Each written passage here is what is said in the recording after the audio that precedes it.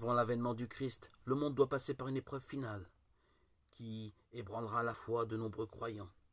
La persécution qui accompagne son pèlerinage sur la terre dévoilera le mystère d'iniquité sous la forme d'une imposture religieuse apportant aux hommes une solution apparente à leurs problèmes, au prix de l'apostasie de la vérité.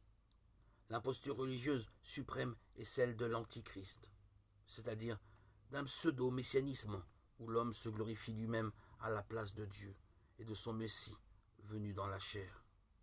Cette imposture antichristique se dessine déjà dans le monde chaque fois que l'on prétend accomplir dans l'histoire l'espérance messianique, qui ne peut s'achever qu'au-delà d'elle à travers le jugement, même sous forme mitigée. Il faut rejeter cette falsification du royaume à venir sous le nom de millénarisme, surtout sous la forme politique d'un messianisme sécularisé, intrinsèquement pervers. Nous devons entrer dans la gloire du royaume qu'à travers cette ultime Pâque où elle suivra son Seigneur dans sa mort et sa résurrection. Nous pourrons le suivre. Le royaume ne s'accomplira donc pas par un triomphe historique, selon un progrès ascendant, mais par une victoire de Dieu sur le déchaînement ultime du mal, qui fera descendre du ciel son épouse.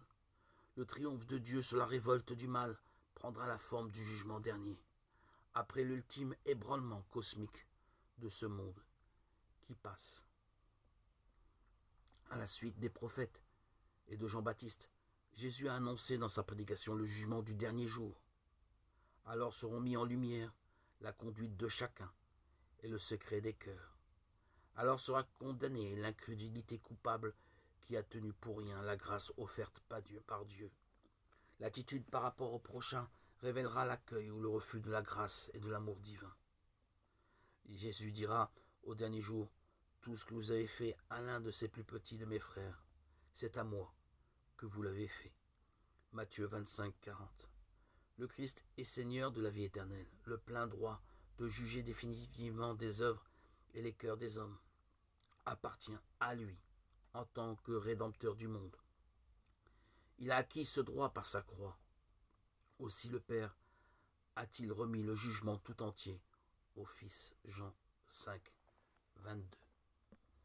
Le Fils n'est pas venu pour juger, mais pour sauver, pour donner la vie qui est en lui. C'est par le refus de la grâce en cette vie que chacun se juge déjà lui-même, reçoit selon ses œuvres, et peut même se damner pour l'éternité en refusant l'esprit d'amour.